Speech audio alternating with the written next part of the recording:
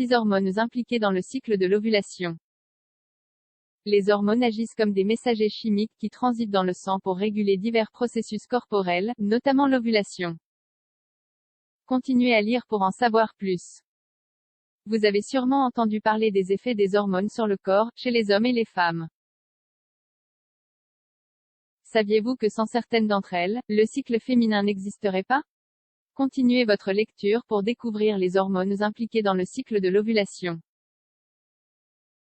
Hormones qui interviennent dans le cycle de l'ovulation. Les hormones ne sont pas propres à l'homme, ce sont des substances chimiques que les plantes et les animaux produisent également. Elles interviennent dans les processus de métabolisme, de croissance, de développement et de reproduction.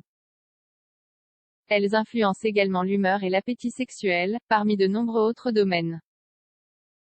Les hormones font partie du système endocrinien, chargé de contrôler le bon fonctionnement du corps. Elles fonctionnent comme des messagers chimiques qui voyagent dans le sang. C'est ainsi que ces petits composés régulent différents processus biochimiques importants dans l'organisme. L'un d'entre eux est le cycle de l'ovulation. Qu'est-ce que l'ovulation? La libération d'un ovule par un ovaire, c'est-à-dire l'ovulation, est un processus qui dépend des modifications hormonales. Elle se produit généralement une fois tous les cycles menstruels, 12 à 16 jours avant le début des prochaines règles. L'ovulation se produit grâce à un système complexe de communication hormonale formé par l'hypothalamus, l'hypophyse, les ovaires et l'utérus. Nous partagerons ici avec vous la liste des 6 hormones impliquées dans le cycle de l'ovulation. 1. Hormone GnRH. Le processus d'ovulation ne peut démarrer sans l'hormone libérant la gonadotrophine, GnRH. Ce messager chimique est synthétisé et libéré dans les neurones de l'hypothalamus. En plus d'être l'une des hormones impliquées dans le cycle de l'ovulation, la GnRH est considérée comme une neurohormone car elle est produite dans une cellule neuronale et est libérée par ses terminaisons nerveuses. Par le biais du sang, la GnRH est acheminée vers l'hypophyse, où elle stimule la production de substances participant à la synthèse et à la sécrétion de l'hormone lutéinisante, LH, et de l'hormone folliculostimulante, FSH. À leur tour, ces composés sont contrôlés par la GnRH, les œstrogènes et les androgènes. Chez les femmes, la sécrétion de GnRH n'est pas constante.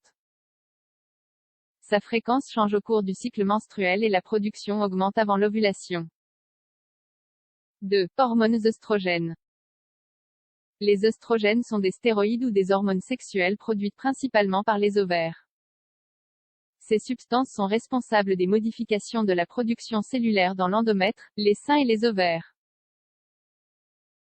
Certaines des fonctions de l'œstrogène consistent à réguler le cycle menstruel et à participer au développement des caractéristiques sexuelles chez la femme. Il existe différents types d'œstrogènes naturels, l'estroane, l'estradiol et l'estriol. Cependant, l'hormone estradiol est la substance prédominante, nous vous expliquons brièvement ci-dessous. 3. Estradiol. L'estradiol fait partie des hormones responsables de l'apparition du cycle menstruel. La production de ce composé augmente pendant la puberté et reste généralement stable pendant la période fertile jusqu'à la ménopause. Certains spécialistes la classent comme étant l'hormone sexuelle par excellence en raison de ses fonctions essentielles.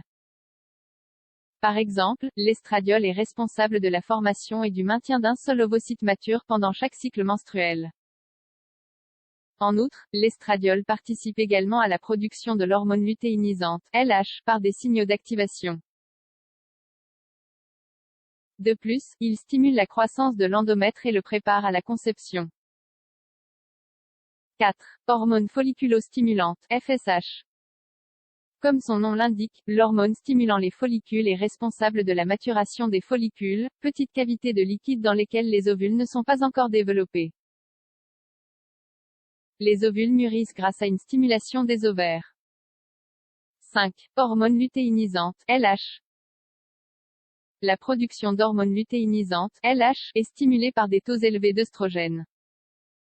Cette hormone produite par l'hypophyse déclenche le signal de rupture du follicule mûri grâce aux hormones précédentes. Ce processus se produit lorsque le LH atteint les niveaux maximums.